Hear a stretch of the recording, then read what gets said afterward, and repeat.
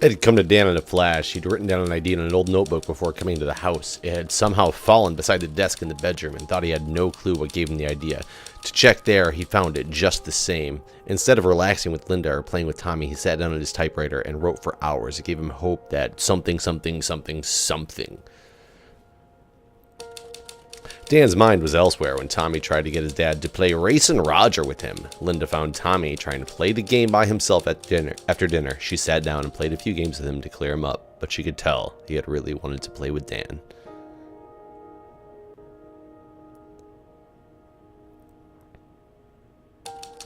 Linda was upset that Dan wouldn't take even a single night off so he could catch up on things and spend time together. She spent the evening reading alone on the couch and drinking the bottle of wine herself, and she spent the next morning trying to deal with the hangover.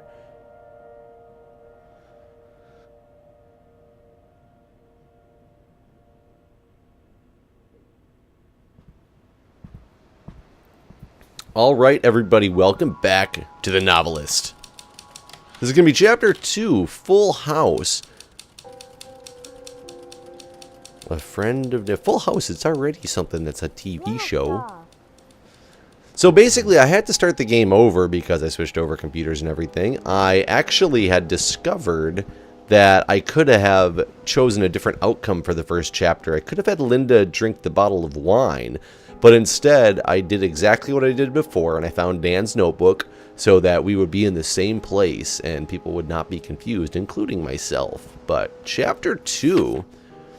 Honey, I'm sorry it's been so long since my last letter, but we've been all over the place. Have you gotten settled into that big house yet? I hope getting away from everything has been a help for you and Dan.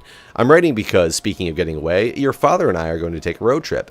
I found some good AARP deals, and with your father only working part-time, it isn't very hard to arrange time off. It's been too long since our last trip.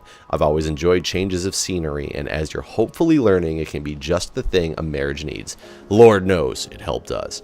The trip won't take us close enough to the shore to come visit, I'm sorry to say, and I will write back if we'll be gone before your letters arrive. We'll call if one of your motels has long distance, or one of our motels has long distance, but if we don't get a chance to call, send my love to Dan and Thomas. You know your father and I want the best for you all. Love, Mom. Aw, Mom's still using standard old letters. Ooh, hot sauce. Bottle of wine is gone because Linda drank it. What is this? It's a tent. Daddy and Tommy in a tent. So let's see. Oh, fishing gear. So they should go fishing or something. Anything in the bathroom? Don't see anything in the bathroom. Anything down here before I go upstairs? Ooh, she's painting again. What's she painting? Let's explore her memories. Sneeze. I hear a memory. Remember, the sound means a memory is somewhere that you need to unlock. So here we go. So I thought Tommy was sleeping with us. He thought Tommy was sleeping with us. I'm checking to see if this is a fold-out. And there's one more memory that Dan has. I'm assuming it's upstairs? Or is it over by the door? Did I just miss it? No? Must be coming from right up there. Yep, there it is.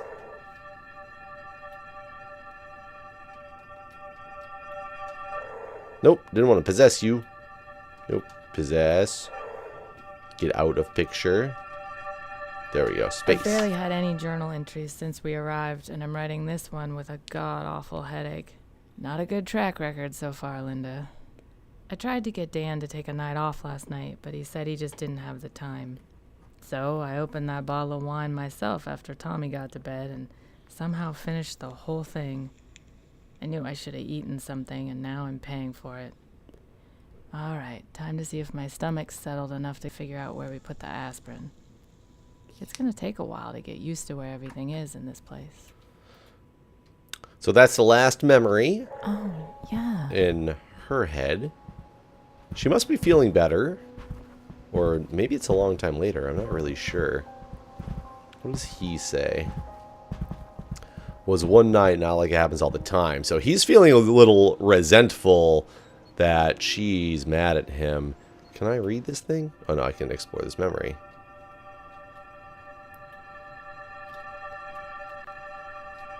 Broke through the fog last night. I found my notebook and it was all right there. Scott takes Alice to the lake to feed the swans, and he's too self-absorbed to switch up his go-to move, and Sarah's there waiting to confront him. He ends up losing them both. It's simple, but it's a clean way to hit the past as anchor theme. I have no clue how I forgot that part, but it doesn't matter now. It's like a dam broke. I got the chapters to Paul on schedule, with enough time to do first-pass revisions. God, I'm glad that's over. So basically what you're saying is one night that he took, he's back on track, which is exactly why they moved out here in the first place. In my opinion, she shouldn't be that upset. I mean, they did move here for that particular reason. I hear this other memory somewhere, though. Is it in this room? Getting closer. Oh, they're all asleep. You can sleep with us. What about Tommy? So what about Tommy? He can sleep with us. So Tommy was supposed to sleep with them. So let's go find out what Tommy has to say about all this. Because obviously, he didn't sleep with them. Well, no, maybe not. Because it was just her saying, nah, I don't know. I don't know yet. We're going to figure this out, though. We're going to get to the bottom of it. What'd you say? There you are, buddy.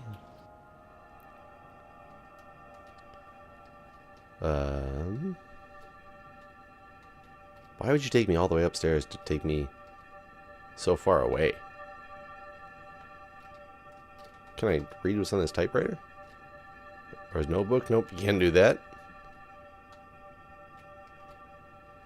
So they must be downstairs. Let's go down the quick way.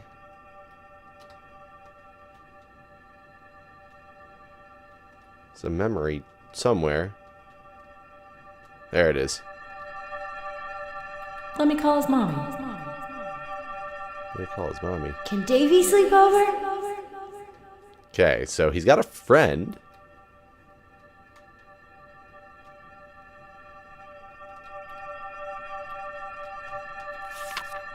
So picture, that's him drawing that picture. We already saw that. So that's all I'm finding in here. So what does he want now? Can I just read his thoughts? Davey can bring over his jet. So he's excited that he's finally got a friend in town. He's resentful because the wife's mad. Let's see what her thoughts are. If you stand far enough away, you can read the thoughts. Nothing's going to change if he doesn't even try. So basically, I should take this in the progression somehow of... I already saw this. Okay. I should take this in the progression somehow of trying to get him to spend time with the family. But I need to find something first in order to select it as the outcome. And I don't quite know how to do that yet. I don't see what it is I'm looking for. Oh, what's this? Okay, probably not expecting the guy. Probably not expecting to hear from me, were you? You know I'm all about surprises. Look, we're going to head up the coast next weekend. We're going to do the drive from LA to Seattle. I have an interview up there on Tuesday, and Kelly has a friend who's going to introduce her to some casting people from Vancouver. Can we crash at your place on the way up? We should be pulling through next Friday. I was thinking we could use it as an excuse to jam on our books. Jam, that's what you do. You get together and you jam on some books. It's like a band. I want to see your new stuff, and I have a draft I want you to take a look at. I'm way behind or beyond knowing what's good or not with my work, so I could really use your advice. And you know I'll give it to you straight up about your new book. Is there a title yet? Could be an impromptu writer's workshop, I guess. Anyways, think it'll be fun. Let me know. So, I found something. It didn't seem like it was the end of the chapter, though. There's a little dude again. TV said it's all westerns on Saturday. So, closest art studio I'm assuming she's talking about. Oops, excuse me, what is this? Check sofa, call Chamber of Commerce, hotels in town. Double check T&K trip when Dan gets back. I don't know what T&K is.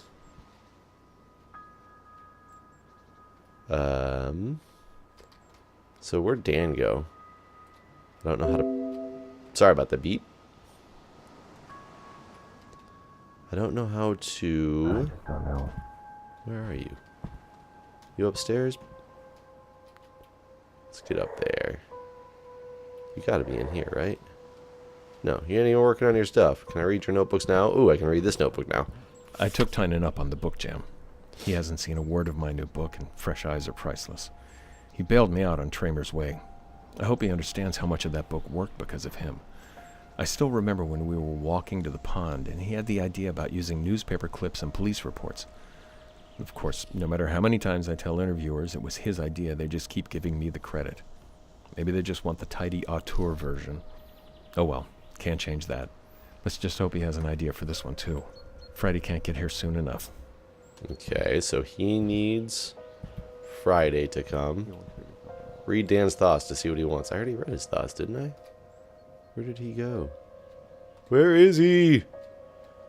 Come closer, Daniel. Read thoughts. Check the fishing poles. Maybe we could find a pond. Okay. So he wants to go fishing, which is good, I would think. But is there another option and choice that I could make? He wants to stay up late. What is he going to take Danny away? Oh. Wish that ugly sweater Mom and Dad gave me so that they can what now? Something about the ugly sweater. How's my man? I don't know. Not really sure about that.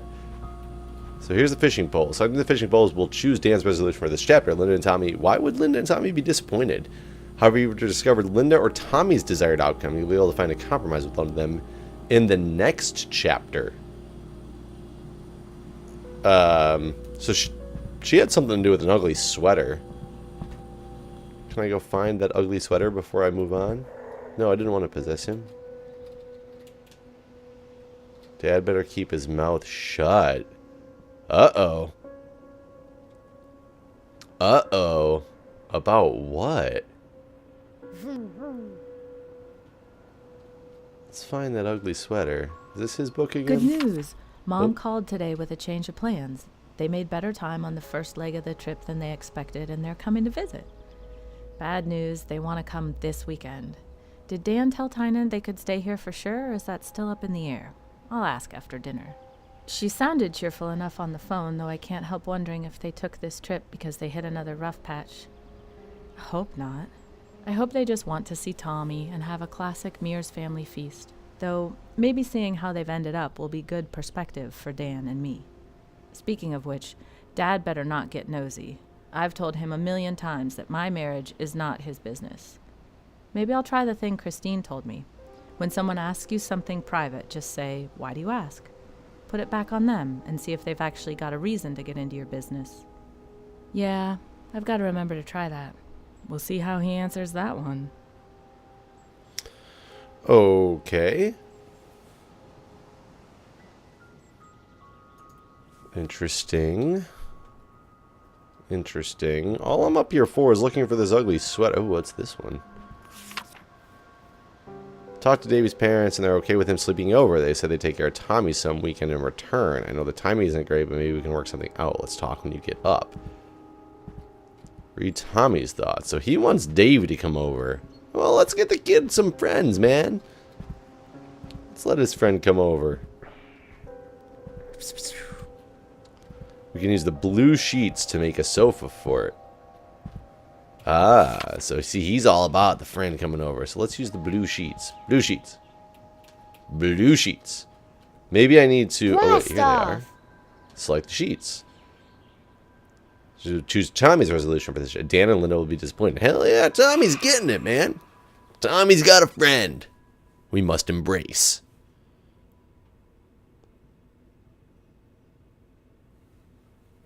So now that it's night, I guess I have to go... I guess what happens every night is you go and tell them what they should do. Can I tell Tommy what he should do? Or do I have to go tell... Make a maze. Yeah, that kid's excited, man. I don't care about these parents. Let the kid be happy. So get a moment with Mom. Fix Act 2. Can I go tell her something? Nope, just Dan. So we're going to tell Dan what's going on, though. I just told him what to do. But anyways, thanks for watching the next chapter of The Novelist.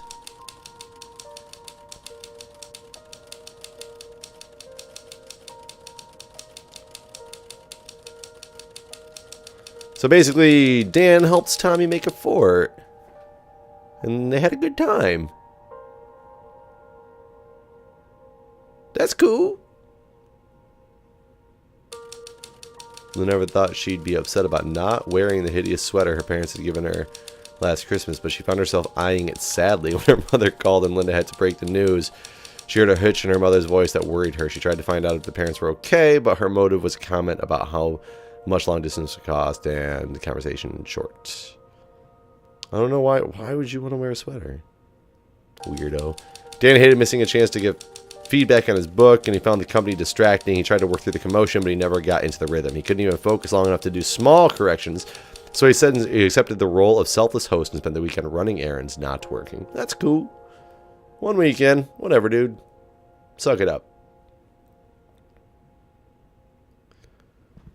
Well, that ends this chapter of The Novelist. Stay tuned for the funeral. That does not sound good.